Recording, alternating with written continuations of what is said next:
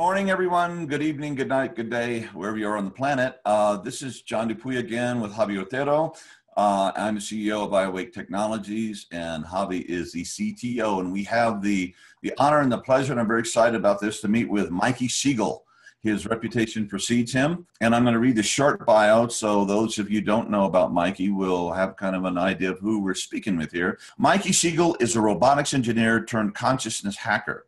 He envisions a present and future where technology supports psychological, emotional, and spiritual flourishing, where our devices not only connect us to information, but also connect us to ourselves and each other, acting as a catalyst for individual and collective awakening. He is currently founder of BioFluent Technologies, Consciousness Hacking, and the Transformative Technology Conference. He received an MS from the MIT Media Lab.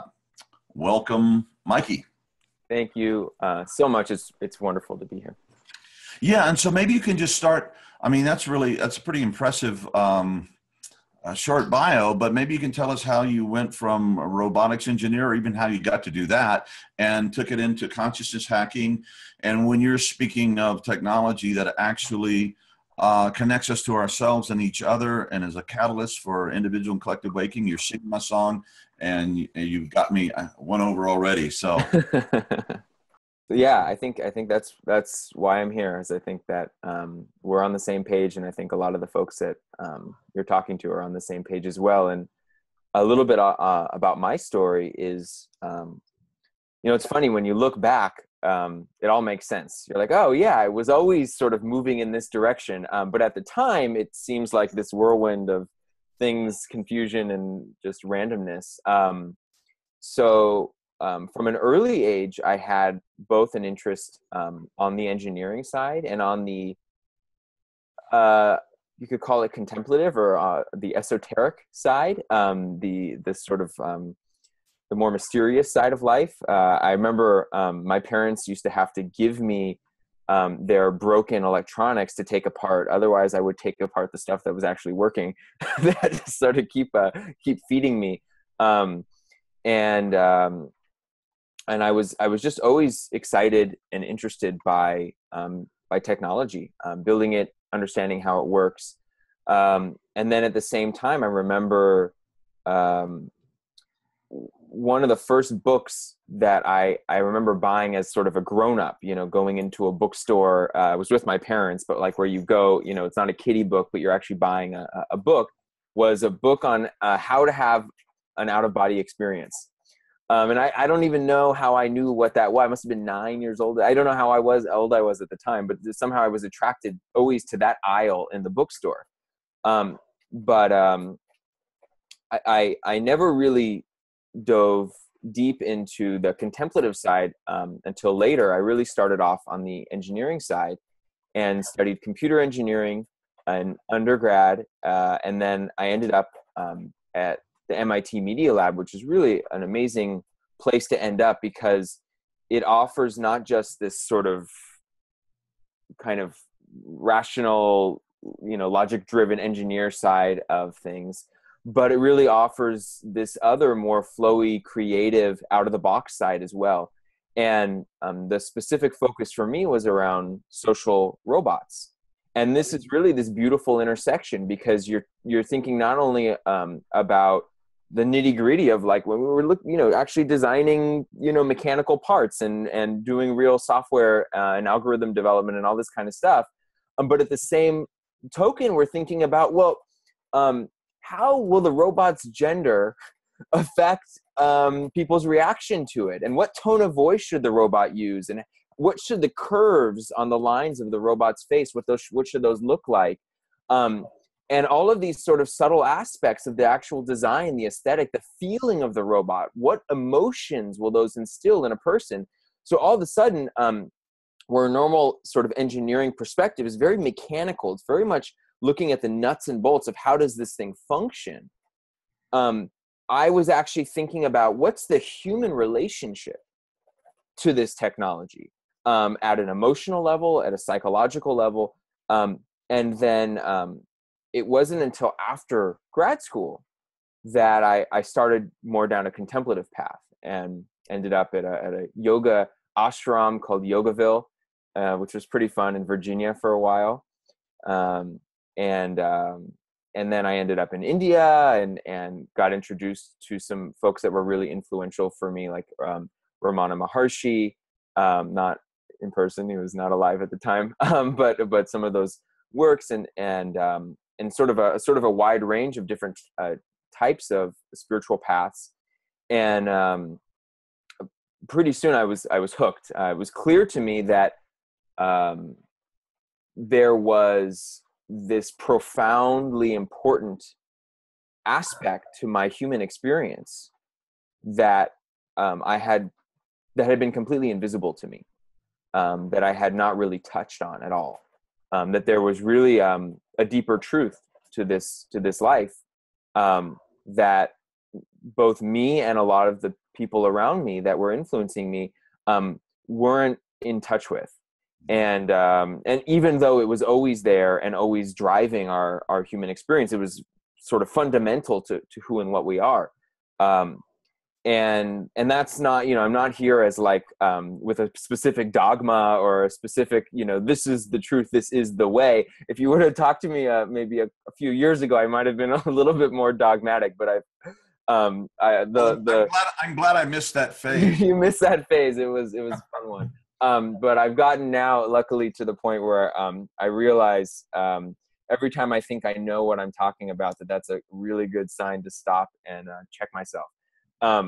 But once I realized that there was this incredible potential for me, just starting with myself, this incredible potential for me to experience life and myself in a different way. And we can talk about what that means for me, I guess, later. Then I started to realize that that was all I wanted to work on. That was all that really mattered to me.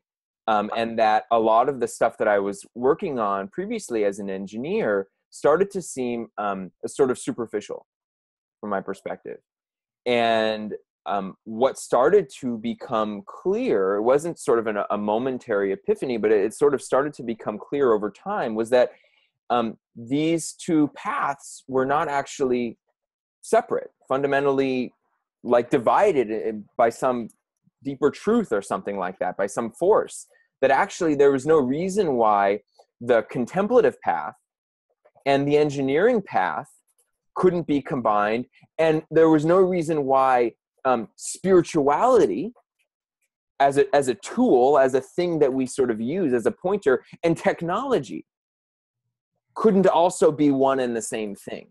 And the more I looked into it and the more I explored and the more I investigated, I saw that actually these were all very artificial distinctions, and that spirituality itself was a human invention. The goal here really was to try to create these really efficient, effective pointers for people to understand themselves and reality in a different way.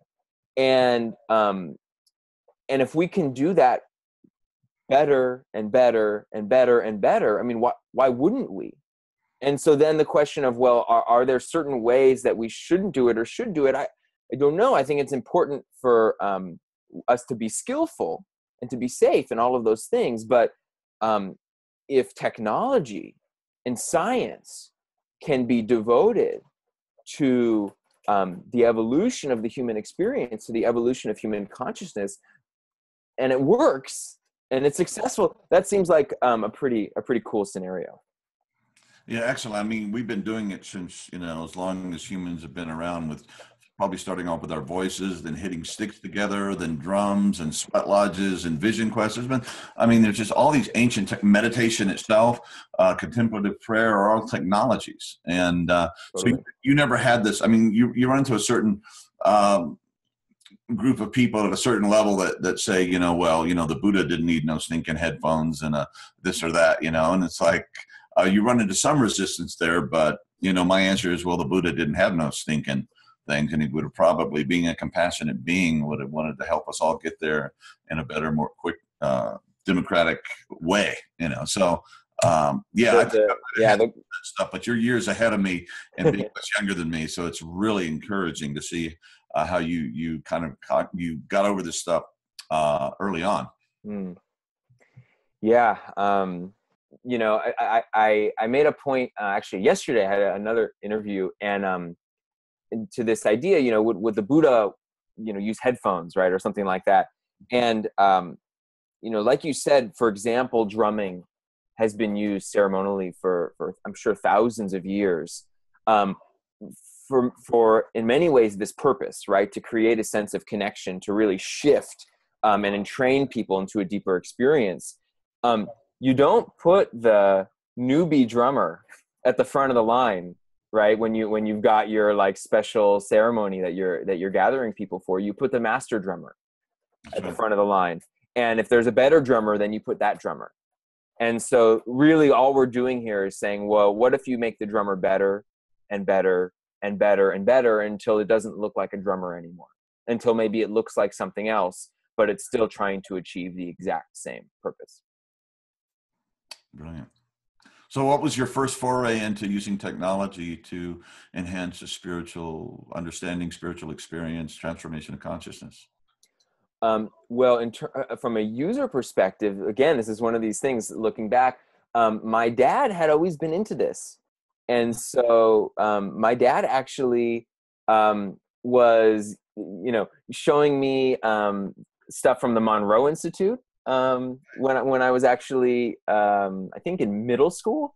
And he had some of these photic stimulation, these sound and light devices, a couple of these hanging around that he was actually showing me. So I had exposure to this stuff from an early age. So the idea of it was actually pretty normal. And then I had a friend of mine when I was in grad school. He was in the same group as me, a guy named Jeff Lieberman, who has a great TEDx talk. If you just Google Jeff Lieberman on YouTube, really, really amazing about science and spirit. And he started doing a PhD on this topic, basically trying to engineer enlightenment. It's actually where I got this term, the first time I heard this term, enlightenment engineering. And he's an incredibly brilliant guy and someone that I really looked up to and still continue to look up to.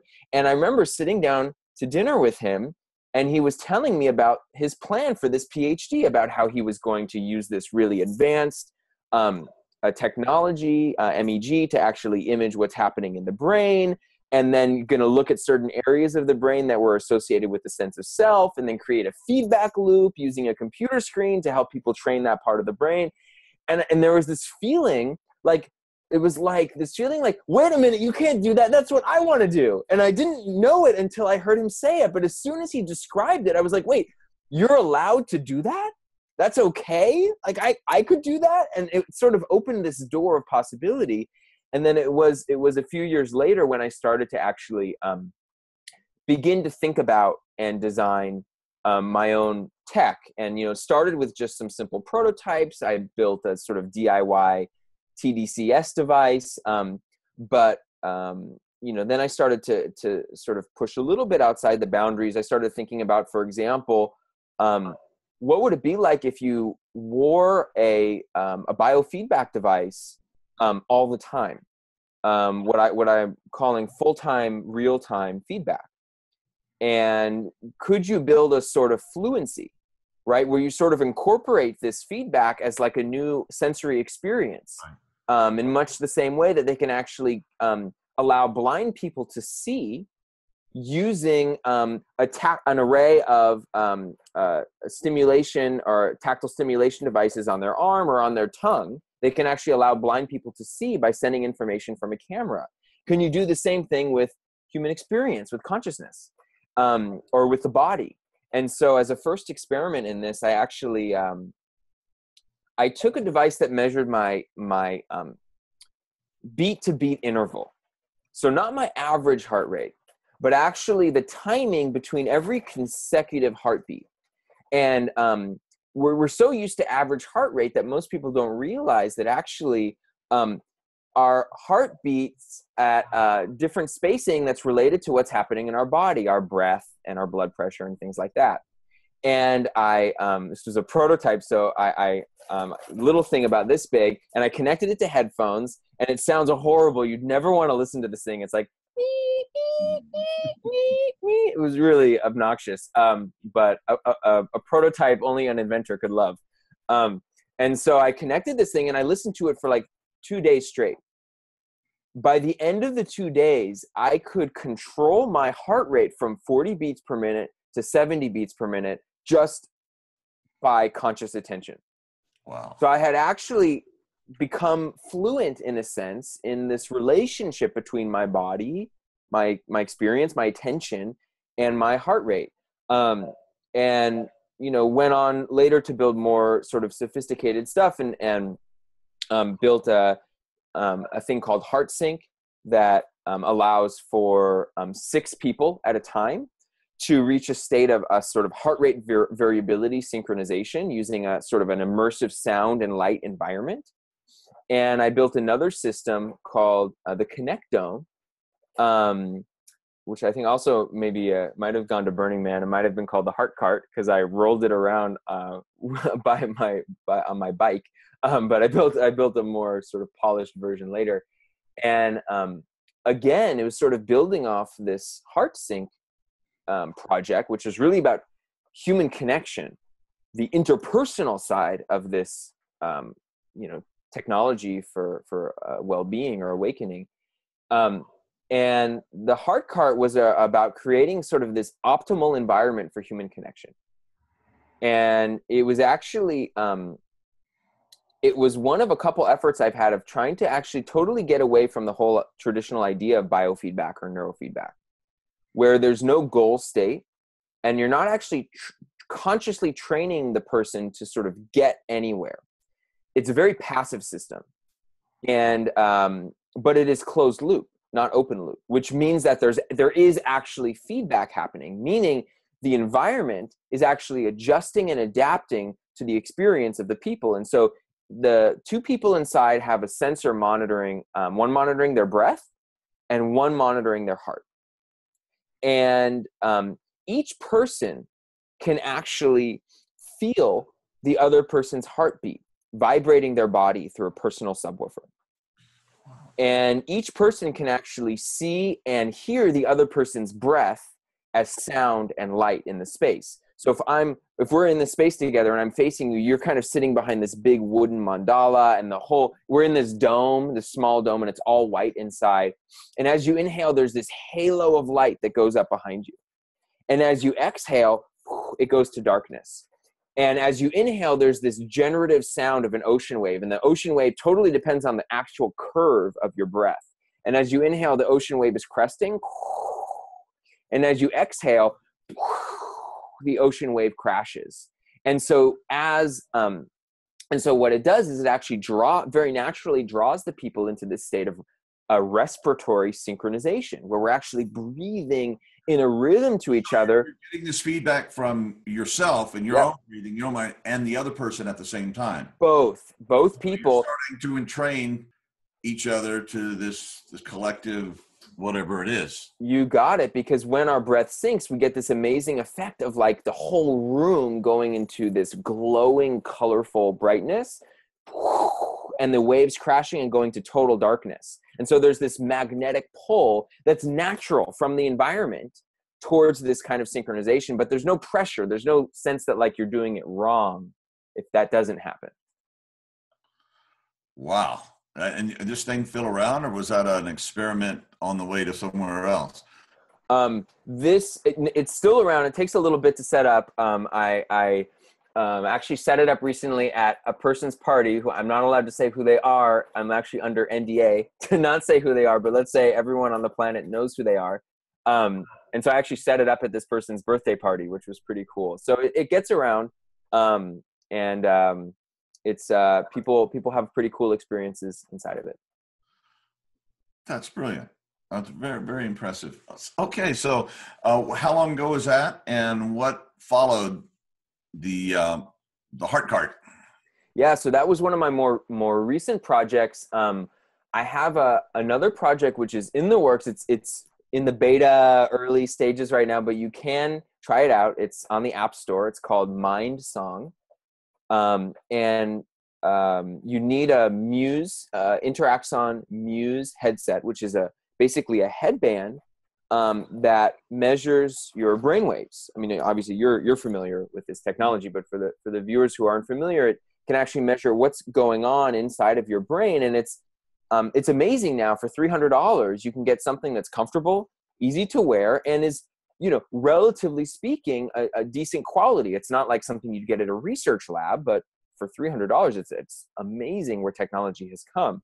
And so you put one of these things on, and the way that my app works is it actually creates a soundscape. It creates music, basically.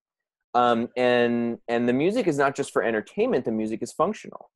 And so right now we have one track that's designed to help you meditate just by listening to the music and providing a sort of a feedback. But what we're working on right now is also a track for focus, something you'd wear actually while you're working. And then also a track for going to sleep. But it's not sort of a kind of a loop or this sort of monotonous kind of music. What we're sort of striving towards is actually, first and foremost, creating really awesome, engaging music that you would just want to listen to. And we're working with a guy named Robert Thomas, who is, I feel like I can say one of the best people in the world, because I actually, to find the best person in the world, I actually put out a global contest where I hunted down about, the 7 or 8 people that are creating what you could say they're doing real-time data sonification. So this is kind of an esoteric thing to specialize in. And basically what that means is you're kind of like a musician, except what you do is you design basically computer programs that generate music based on data that is coming in. And that data is always changing, right? Your brainwaves are never the same. They're always different. And so the music is actually always changing, right? So your brainwaves is actually through this link up actually creating the music as you go through whatever states of consciousness or whatever you're experiencing. Exactly. So the brainwaves feed into your phone, and then on the phone you have this whole computer program that is running, analyzing the brainwaves, and then actually creating this constantly changing soundtrack to your own mind. And that is functional. So it will shift and change. If you're trying to meditate, it will focus more on the aspects of your brainwaves that have to do with meditation. And so that's a current project in the works. And then my sort of pet project right now, the thing that I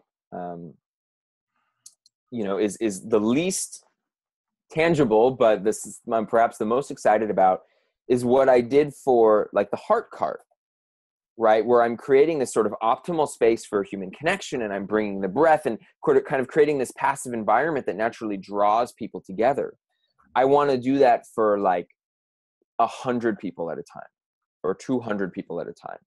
And I actually have the whole project mapped out. And so I'm sort of waiting for the next kind of famous wealthy person's birthday party that they want to fund this project. If anyone listening wants to have a party where 30 people are wearing wireless sensors, and there's a whole immersive sound and lightscape that is basically passively drawing the whole group into a state of connection and synchronization, let me know, and I'd be happy to build it for you. Well, it's really interesting because even in a low-tech version, when people just meditate together, yes, any system, there's a field created there. I can sense it. There's a palpable sense of being connected. And I don't know if you know Todd Jason, but he did this thing. He's doing this thing called the Amplifield, and it's where people. I just talked to him on the phone yesterday. Interestingly, yeah. So I did a guided meditation there, and we were using as a background. There was only 250 people all over the world. We did a background. We did some entrainment music there, and it was like incredibly powerful. It was one of the more powerful meditations that I've had in the last few years. And it was just, I can't imagine when we get 250,000 people or 2 million people in this meditation together. It's going to be extraordinary. So, hey, I wanted to open a space for Javi there. Please. If you, yeah, please. Yeah, I wanna ask you a question. When at the beginning, when you were sharing your kind of your background on how you came to do what you're doing now, you mentioned that you somehow experience what it means to be alive from a different place. You know, meaning a deeper place, I suppose. But can you expand on that? Could you describe how that was for you and how you're trying to recreate that for others? Yeah. One memorable experience was at a meditation retreat, and one of these where it's silent and you're like 12 or 14 hours a day of sitting or meditating in some capacity, and a lot of discomfort, a lot of physical pain, a lot of discomfort, non-physical discomfort, wanting to move, wanting to leave, but really doing the practice diligently. And in an instant, something dramatically shifted. And it had nothing to do with my environment. I didn't change sitting position. The pain didn't go away. Nothing in the room changed. It was very still, right? The only thing that changed was some aspect of my perspective, of my sense of who and what I am, really my relationship to the present moment experience. All of a sudden, the resistance stopped. I stopped actually fighting against what was happening, and I entered into a feeling, an experience of just total, complete acceptance, a complete fundamental okayness with exactly what was happening. And up to that point, it was the most alive I'd ever felt. It was the most free I'd ever felt. All of a sudden, even when I was in a situation that a moment ago had seemed wrong, bad, there was nothing wrong at all. And it wasn't that I felt spaced out or in some sort of altered mystical state. It was the most grounded and clear-minded that I had felt up until that point. And that was my one really clear glimpse for me. And this is not some blowout like seeing God or angels or anything like that. This was a very grounded type of spiritual experience that I think is available to everyone, and is a way that we can actually live our lives. And that's when I saw how accessible that was, how real that was, that there was this possibility for a freedom, for a sense of total flow and acceptance of this present moment experience, and that was, that's sort of what I'm, one aspect of what I'm getting at. That is so powerful. I felt that whole thing in my body when you're explaining that. And what if just for a moment we could stop and everything is just really okay? It's incredible. It's beautiful. Thank you. Yeah. So what do you, obviously you're very bright and you have access to all these consciousness hacking tools and ideas, and you're creating. What does your personal practice look like at this point in your life? What do you do on a daily basis?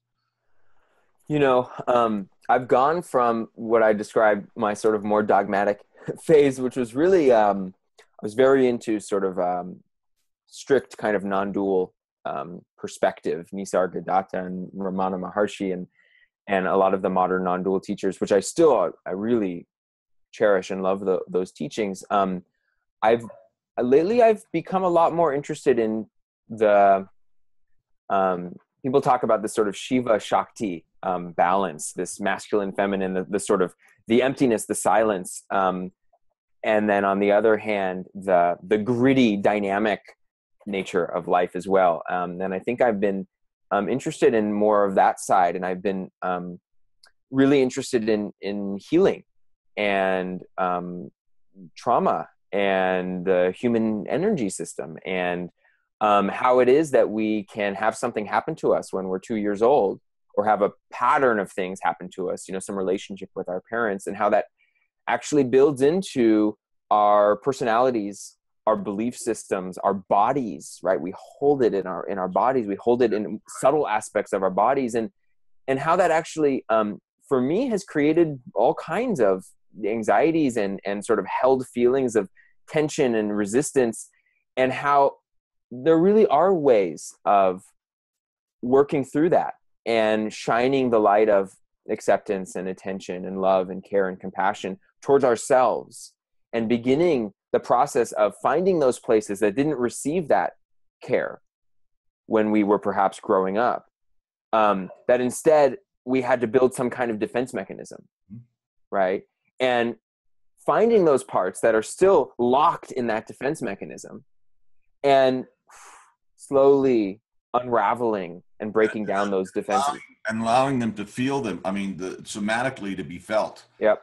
Whatever that was, and then there's the story, the 2-year-old story that you developed it. And then you bracket the story and you stay with that as it kind of just releases and does whatever it needs to do and there's tremendous energy when that release happened. You're talking about stuff that saved my life. I was extremely depressed and traumatized, and I was very suicidal for a long time, for many years. And when I started doing this enhanced meditation practice, first thing I had is a big non-dual thing, ding, and I'd been haunted by these experiences my whole life, God haunted or mystic haunted. But when I had it in this context, it kind of gave me this larger context, or feeling, as you said, that everything is really perfect. And then for about 9 months, I just started grinding out in my practice, just these things would come up, this pain that would come up, do its thing, and release layer after layer after layer. And it was tremendous. That became a large part of you learn what you need, what your work becomes, and working with others and dealing with addiction, as I have. So many addicts they start using these drugs as a way to self-medicate. And, we have all these, just hundreds of thousands of people who've been at war for so long, these ongoing wars in Afghanistan and Iraq. We have whole generations of traumatized people who, are struggling, to make it. So, yeah. Hey, Mikey, Yes. have you found any particular technology or technique or body of work that has been really helpful on hacking those or healing those blockages and those patterns that are limiting? I'm in a 2-year program, which is fairly small, and probably, I don't think they were ever really advertised. So probably me saying this is going to get them more attention than they want, but it's called the Luminous Awareness Institute. And it's run by these two really spectacular teachers, Annalisa and Reina. And it's really just a synthesis of everything from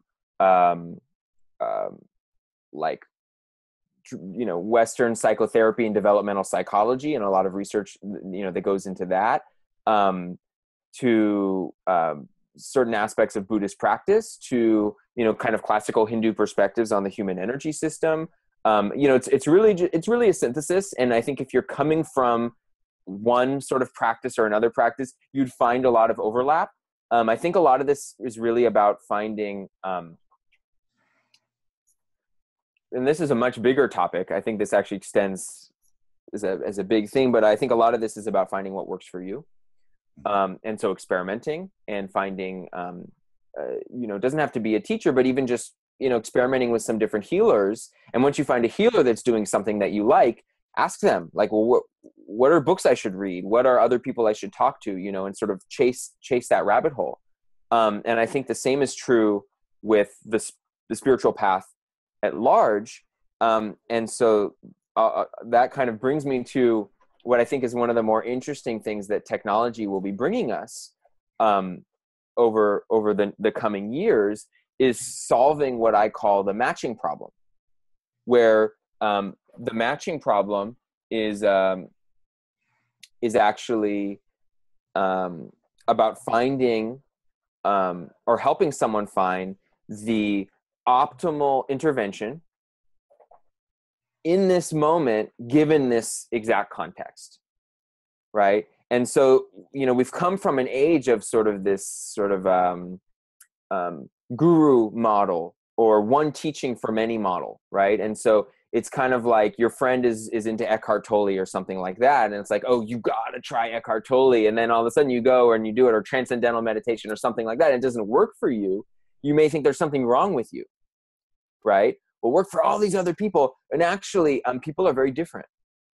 And when we were in some rural village and there was the one sadhu or whatever, that was what you were stuck with.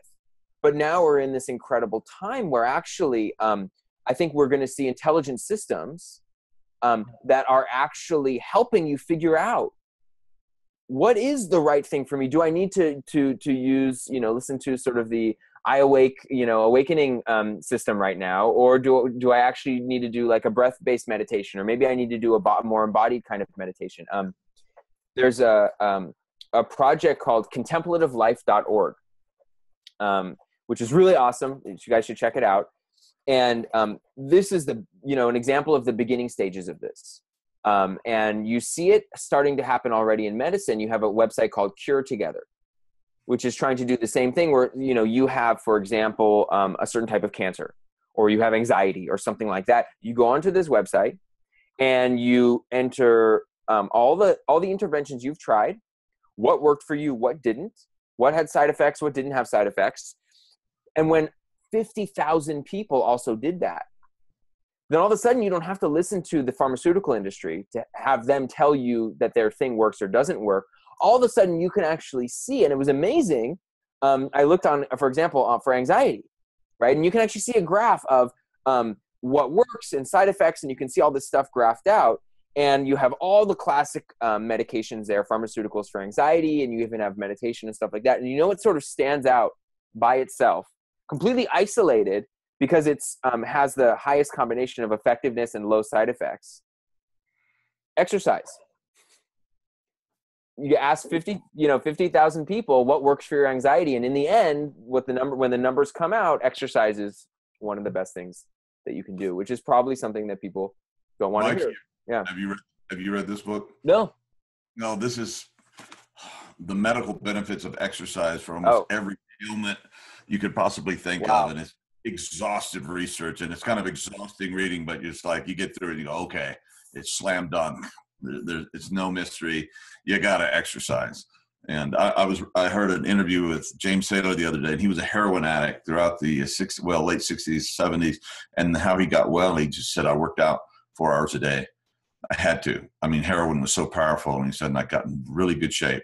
I stopped using heroin. He says, I don't quite, do that much anymore, but you can tell he's, I don't know, he must be near 70 at least. Yeah. And he's in fantastic shape, and he's performing at a level that's just maybe better than he's ever done, which is saying a lot, but he's quite an artist. So terrific.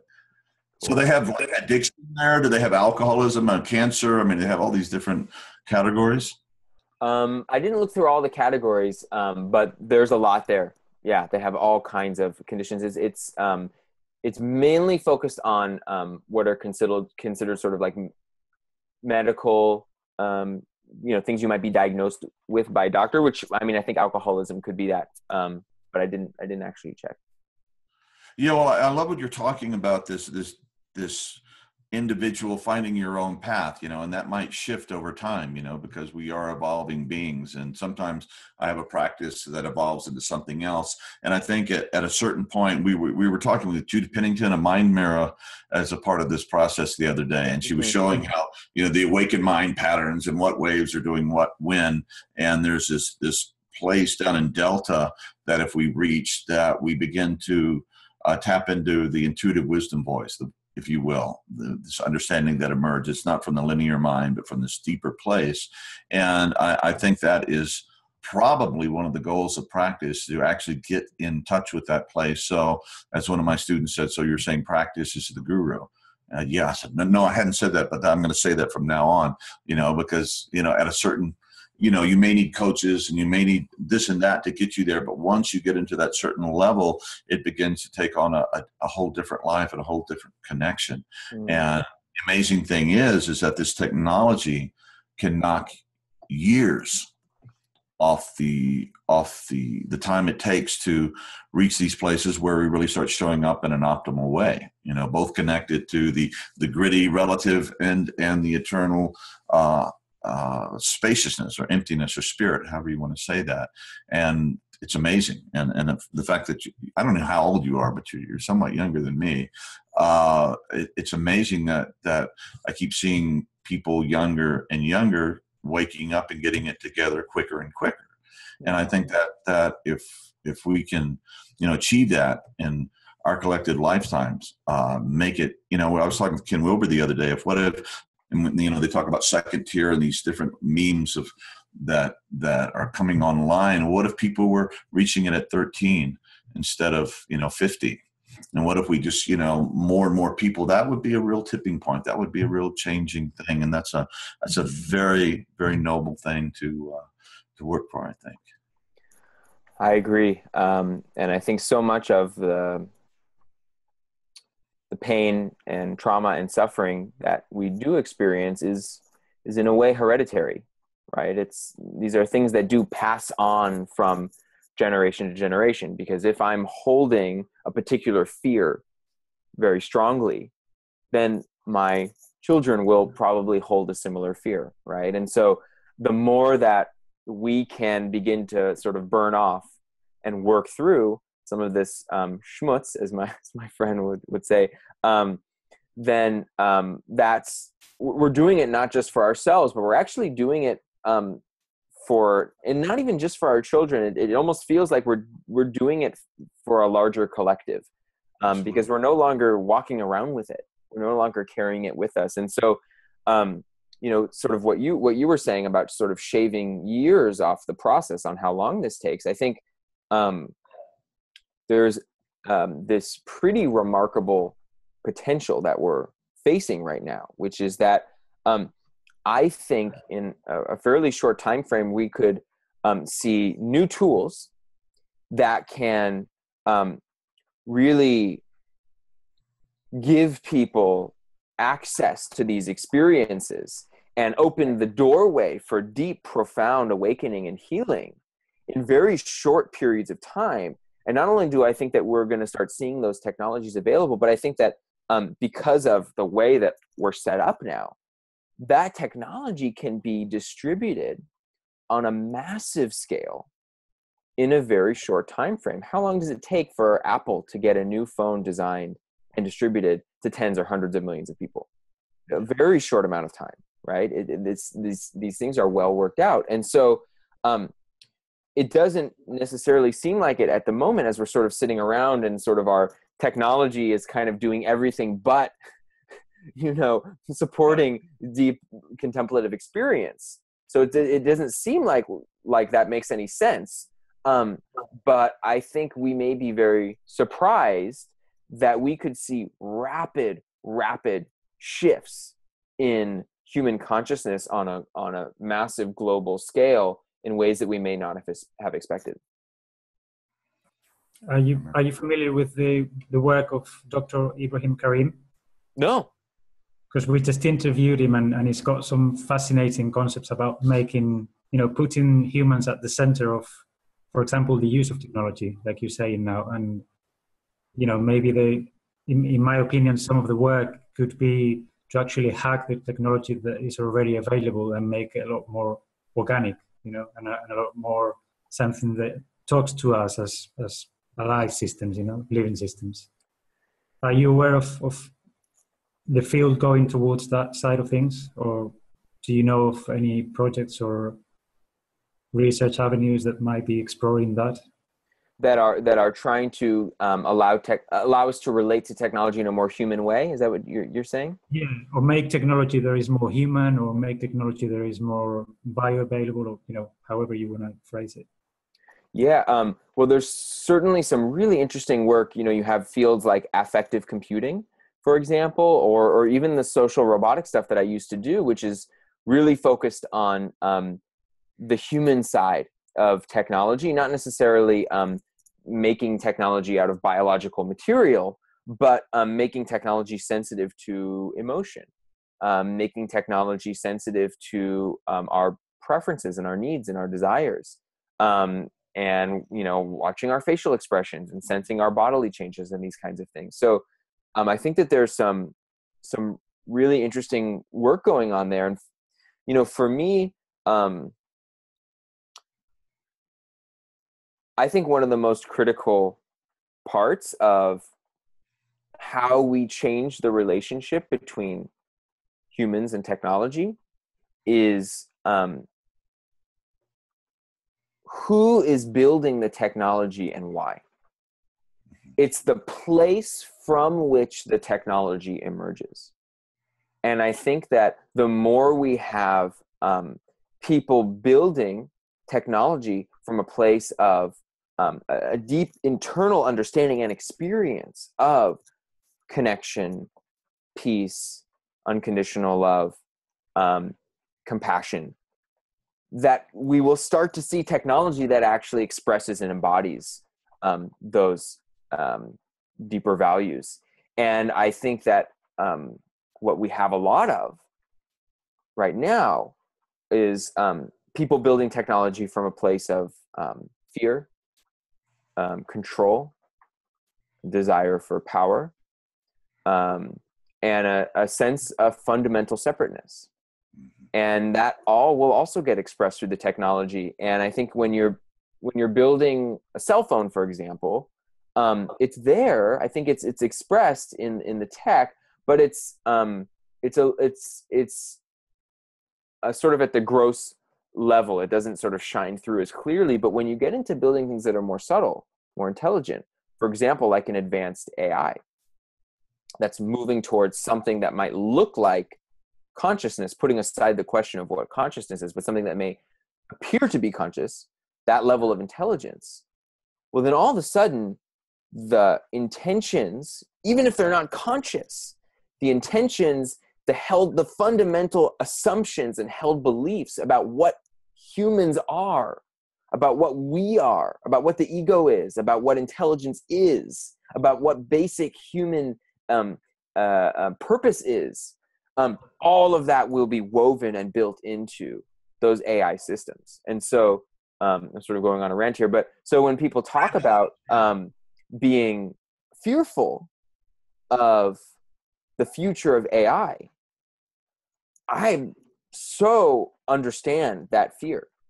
because if the people that are currently building the AI continue to build it, and this is actually an unfair assumption because I don't know everyone that's building AI, right? It's sort of a generalization, a pessimistic scenario.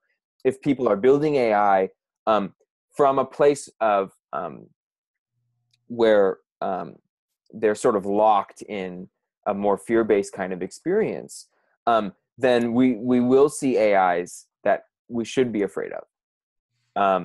But if we can actually get people to begin building these advanced technologies that, let's say, as part of I gave a talk at this conference we put on called the Transformative Technology Conference. And the talk was called The Path of the Transformative Technologists. And the idea is that you can't separate what we build from who we are. The two are interrelated with each other in a feedback loop. And so if you take that seriously, then I think you should have a team of people building an AI where part of the team is actually like, I'm sort of being vague, but like a meditation teacher is on the team, someone who actually has that deep insight and is constantly guiding the team in their own internal experience. And when some issue comes up with the AI and it's like, well, should the AI have this kind of response or this kind of response? Of course, there's the logical, rational way of approaching that problem, which is important and should be part of the equation. But then there should also be this question of, well, what's driving that decision? Let's actually dig a little bit down into you personally. What fear are you holding? What bias are you holding? What idea, what belief are you holding that is generating that confusion or that decision?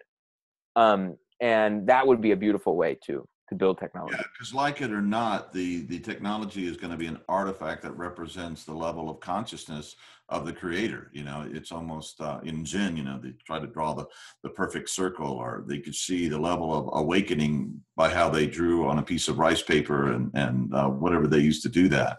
And now we're talking, we're just living in an age that's just amazing. And first of all, we have this interconnective infrastructure that's already built in with the internet, and these miraculous little devices that connect everybody in the world and has a million applications. I mean, you can do as many things as you can, it's human imagination, come up with new apps. So how do we begin to, well, I think we've already done it. I think we're already on the path. The work that you're doing, the fact that at iAwake, we can send this stuff all over the world. I've never even been in the same country with Javi at the same time, but we've been working together for years now, and we're going to correct that this summer. But it's building new communities, and we're transferring subtle energy and in devices or technologies that help people deepen and develop very quickly a transformative inner practice, and that's fantastic. And the famous rabbi said, there's more, you might say this about the internet, there's more good on the internet than evil, but just barely. So, we have to keep, working to make sure that tipping point is tipping in a positive way and not a destructive way. I'm an optimist. When I look around at the sort of the flow, the pattern of how technology is growing and changing, I see a beautiful evolutionary process. I see us moving towards increased connection, sort of an unprecedented unity that is actually like showing itself in things like Facebook and Twitter and other social networking tools, even though those also reflect at the same time a lot of the darker underbelly, the shadow of human culture and the human experience. It's all there, right? You can see any of it. But I actually think everything that we're talking about is inevitable. Personally, I think it's actually it's like we're on the train and we're just kind of moving forward. I more feel like I'm riding a wave than I am like, gotta make this happen. Just the more I look around, the more and I'm on this, webinar here, and there's amazing other people that are also taking part in this, that are all sort of speaking about similar things. I see this already happening, and I think it's beautiful. There's an industry, for example, of wearables and other technology, which has just grown out of nothing. We didn't even know what wearables were a few years ago. And what are wearables if not tools for self-awareness? Yeah. Right? These are all technologies that are basically tracking us and helping us understand ourselves, right? Now, again, there's a question of where are they built from. If they're built from someone whose most important thing in life is to lose weight, then that's kind of what you get, right? Or to be more productive, then that's sort of what you get. But it's still the deeper yearning is self-knowledge, self-awareness, right? And eventually, I think we'll go from just, I want to look better to, I want to be more productive. I want to get more stuff done. And I think then we'll start getting into, I want to feel better. And once we start getting into, I want to feel better, then we start focusing on more and more on the present moment experience. So we'll see technology that's more and more interested, not on information and sort of what did you do last week, but what's happening right now in this moment. And I think that's already happening. We already see some interesting devices on the market that are beginning to do that. Yeah, and to have this kind of objective validation on what's the interior process is, and then because of that reflection, being able to control it and move into deeper states of awareness. And of course, it's all developmental. At some point, you just want to be healthy and have a sexy body and blah, blah, blah, have fun. And as we move through maybe life to life, the surfaces no longer become acceptable, and we feel it's the pain of the emptiness that we feel, avoiding the depths, if you will, that lead people into this this deeper way. And now that we've technology is beginning to validate that experience. When I was first studying transpersonal psychology, it was all about trying to prove that spiritual experiences really happened. On and ad nauseum. They're really real. They're really everybody's writing science, and that's before they were even looking at the brain. They were just trying to validate with whatever tools they've had. And I think we've crossed that bridge, and it's pretty much it's at Neuberg and about the brain and God, and that we're wired for spiritual experience. That's all coming online, and hopefully, your generation and the generations that precede you, this stuff will be easier.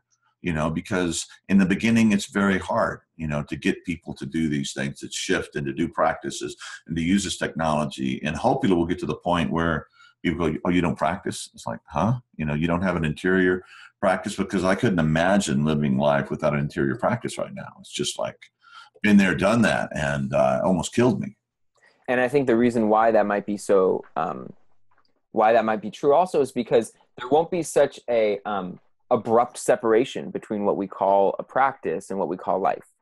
I think that that's one of the things that will change as well, is that right now there's a cultural incompatibility between the practices that actually work, right? I'm not using technology in my practice, except for one that I found, which is really awesome. But I'm not really using technology in my practice much at all. I'm still using traditional meditation. I'm going on a week-long meditation retreat on Thursday. Because that's still largely what really works the best. But these are like 3,000-year-old technologies, right? And so I think what our opportunity is right now is to create things like what you guys are creating, that are actually really deeply compatible with the way that we live, with our modern lifestyle, to the point where it begins to be seamless. We don't have to say, I'm going to practice now, and it feels like I have to separate myself from something. What if actually practicing means you integrate more into life, right? It's opposite of seamless. It's hard to not practice. It's not practice, right, anymore. So that's what I'm interested in, is how do we support that? Well, it's very interesting how you have you're in both worlds. You're doing these ancient meditation, traditional meditations that were developed thousands of years ago, and also you're dealing with transformative technology. And what I've loved about the whole process of I Awake is that what I learned in transpersonal psychology school and all the different techniques aren't just, oh, we don't need that anymore. We have technology. With the technology, can make those techniques even more powerful. You have these techniques on steroids now. Now they're much more effective, and people can start feeling the power of them much more quickly. And because we're moving so quickly into change, that if a technique or a technology doesn't help right away, most of us will not stick with it. And for reasonable reasons, because it's not working. I got to do something else.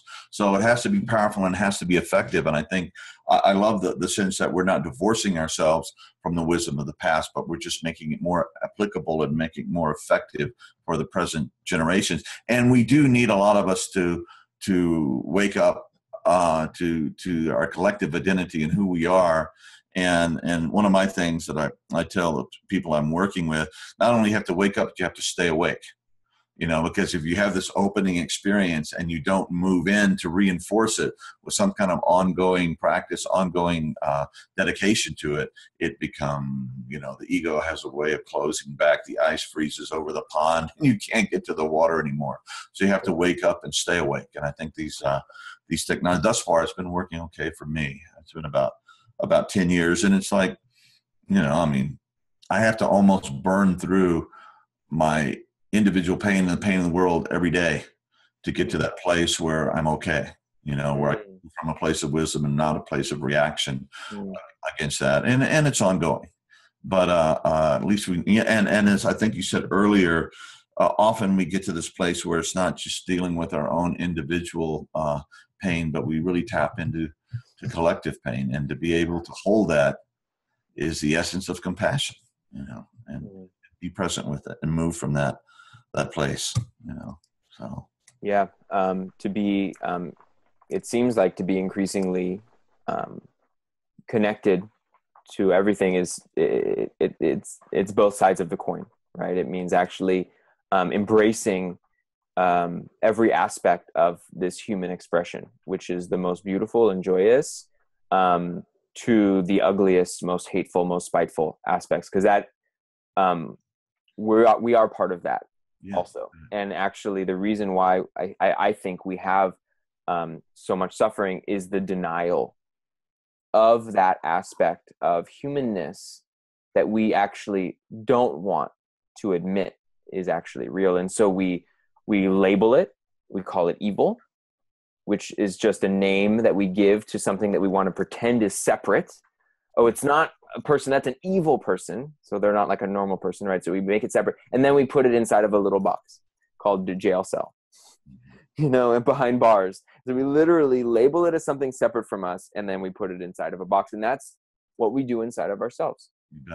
For the experiences that we have, the emotions that we have, the pain that we have that we don't want to feel, we label it as something separate, and we put it inside of a box, inside of our experience. Where it grows up in the basement and causes all kinds of emotional, psychic, spiritual, physical diseases and suffering. And Robert Augustus Masters, he says, a wonderful therapist and teacher, very wise man. He says, any path that avoids the darkness and the pain leads to nothing but pathology, and this wanting to bypass our humanity and bypass the suffering, and not only of our world, but human world, but the non-human world too. All our fellow brothers and sisters and trees and plants and dogs and cats and lizards and bugs and flies and everything, has to be held in that embrace. And they suffer too. And I think the whole, since we're kind of at the top of the conscious food chain, at least on this planet, they're all kind of waiting for us to get our acts together and wake up. And so I think what we'll see on the technology side is no different than what we've already seen on this sort of chemical side, I guess you could say, where you have everything from heroin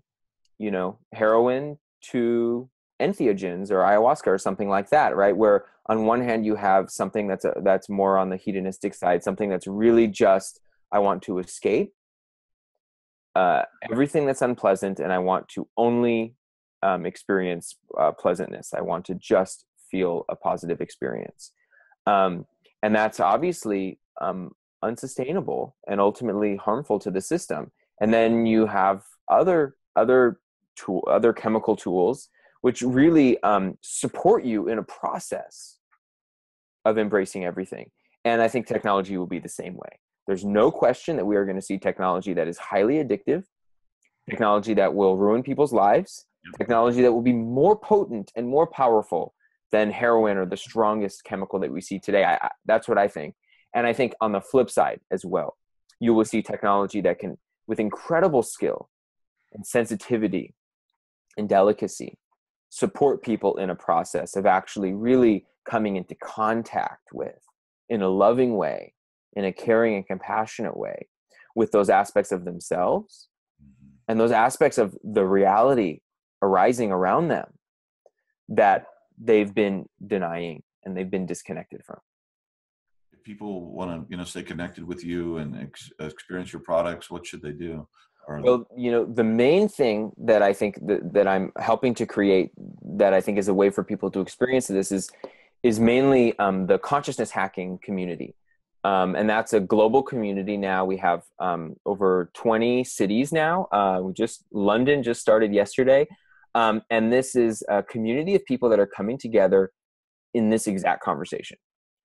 People that are interested in exploring, learning about, and building this next generation of technology, and really just trying to understand, how does spirit, science, and tech, how do those all begin to fit together in an actionable way? And so we've had incredible community in San Francisco. We'll regularly have 150 or 170 people showing up for these events every month, which is kind of crazy.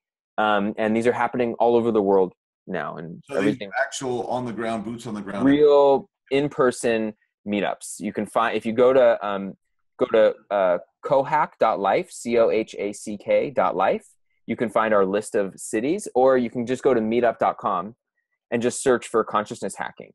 And that's the name of the community, and there may be one in your city. And if not, you're welcome to start one. And if you want to start one, then just reach out to me.